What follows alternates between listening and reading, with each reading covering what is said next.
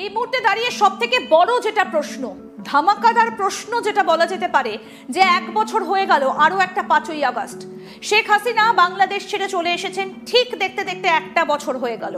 তাহলে কি রাতেই বাংলাদেশে ফিরবেন শেখ হাসিনা? বড় কোনো মিটিং কি হয়ে গেল এর মধ্যে? সেই বিষয়ে এবার বিস্তারিত আপনাদেরকে জানাবো। ঠিক 1 বছর আগে বাংলাদেশ ছেড়েছিলেন শেখ হাসিনা। তারপরে বাংলাদেশে অনেক জল বয়ে গেছে পদ্মা নদী দিয়ে। তারপর কোথায় গিয়ে ঠেকলো বাংলাদেশ? শেখ হাসিনা কি ফিরছেন? ফিরলে কি তার গ্রহণযোগ্যতা আগের মতোই থাকবে? তাকে কি মেনে নেবেন দেশের মানুষ? আমরা এই বিষয়ে কথা বলবো। বাংলাদেশের বিশিষ্ট আইনজীবী নিঝুম মজুমদার আমাদের সঙ্গে রয়েছেন। আপনাকে স্বাগত জানাই আজ তাক বাংলায়। দাদা, জানতে চাইবো সব থেকে বড় যে প্রশ্নটা এই মুহূর্তে ঘোরাফেরা করছে, 1 বছর তো হয়ে গেল, শেখ হাসিনা কি ফিরছেন? প্রধানমন্ত্রী হিসেবেই ফিরবেন, প্রধানমন্ত্রীর রাজকীয় বেশেই বাংলাদেশে ফিরবেন, এতটুকু আমি বলতে পারি।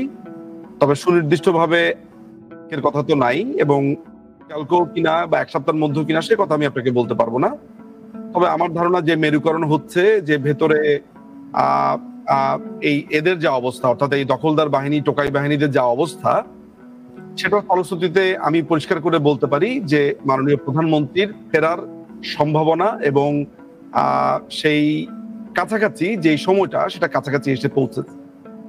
আচ্ছা, এই যে শেখ হাসিনা প্রায় 1টা বছর হয়ে গেল তিনি রয়েছেন বাংলাদেশ থেকে বেরিয়ে এসেছেন, তিনি রয়েছেন এই মুহূর্তে ভারতের আশ্রয়ে। তিনি যদি এই মুহূর্তে দেশে ফেরেন, বা এই গত 1টা বছর আগে এই জিনিসটা আপনার কাছ থেকে একটু জানি, যে গত 1টা বছর কোথায় গিয়ে ঠেকলো বাংলাদেশ? আমি একটা ব্যাপারে একটু বলবো, সেটা হচ্ছে ভারতের আশ্রয় থেকে আমি এই শব্দটাকে এভাবে বলতে চাই যে ভারতের আতিথেয়তায় রয়েছে। ভারত একটি অতিথি বান্ধব রাষ্ট্র, তাদের আতিথেয়তায় রয়েছে, এবং ডেফিনেটলি এই শব্দটা এইভাবে হলে আমার জন্য সুখকর হয়। তো বাংলাদেশ যেখানে গিয়ে ঠেকেছে, সেটা আমার মনে হয় আপনি খুবই ওয়াকিবহাল একজন সাংবাদিক হিসেবে আপনি দেখতে পেয়েছেন যে বাংলাদেশ রাষ্ট্রটা কোথায় গেছে। একটা রাষ্ট্রের যদি 3টা অর্গান হয়ে থাকে, সেই রাষ্ট্রের বিচার ব্যবস্থা এবং সেই রাষ্ট্রের প্রশাসন এবং সংসদ তো বাংলাদেশে এখন নাই, আর প্রশাসন এবং আর বিচার ব্যবস্থা, এ দুটোর যে তথৈবচ অবস্থা এবং যে ভয়ঙ্কর অবস্থা, সেটি দেখে বোঝা যেতে পারে যে বাংলাদেশ একটি ব্যর্থ রাষ্ট্রে পরিণত হয়েছে। আমি একেবারে আপনাকে সাম্প্রতিক সময় একটি ঘটনা বলি। সেটা হচ্ছে, আপনারা জানেন যে যুক্তরাষ্ট্রের ট্যারিফ নিয়ে ভারতে কি ধরনের কথাবার্তা হচ্ছে। কালকে আমি দেখলাম ভারতের পররাষ্ট্র মন্ত্রণালয় থেকে এমন একটি শক্ত এবং শক্তিশালী বার্তা ছাড়া হয়েছে, যেটা লাস্ট লাইনটা আমাকে বারবার ভাবিয়েছে।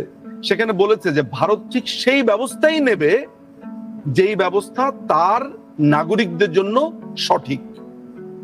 রাশিয়া থেকে তারা তেল কিনবে না কি কিনবে, সেটা ভারত সবচাইতে আগে সিদ্ধান্ত নেবে।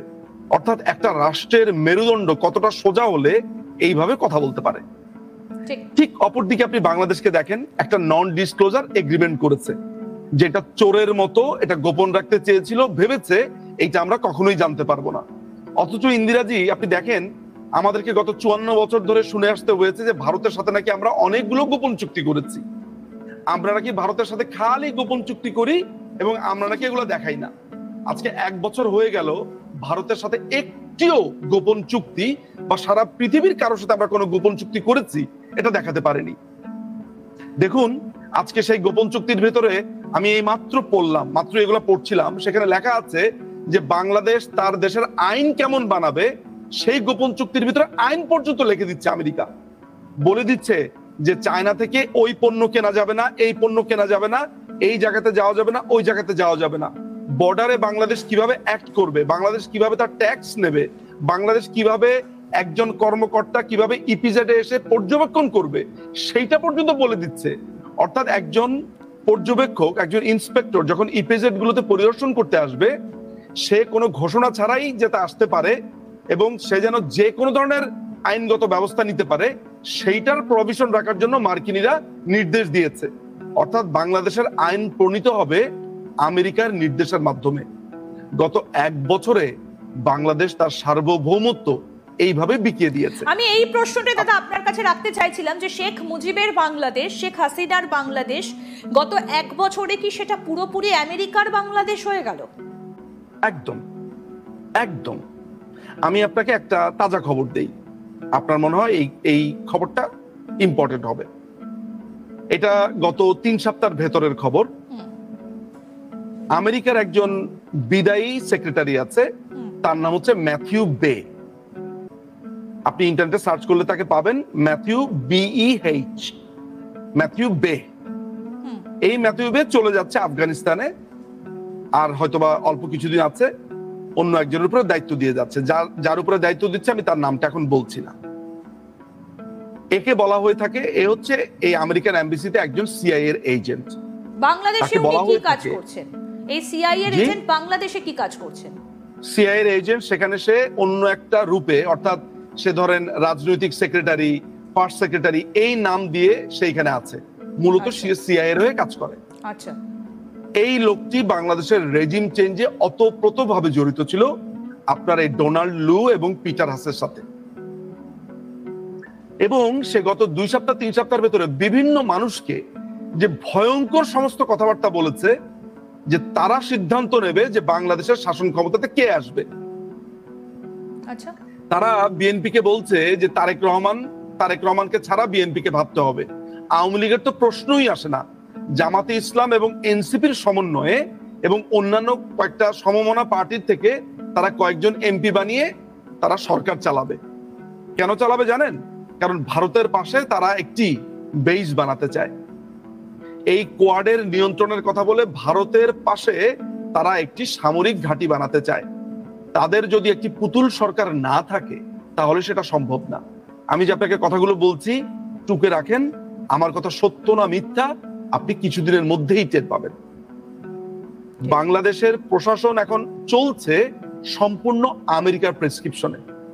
দেখেন, এত প্রভুত্ব করছে, এত কি ভয়ঙ্কর দালালি করছে, এরপরও আমেরিকা বাংলাদেশের উপরে আপনার 20% এক্সট্রা ট্যারিফ দিয়েছে।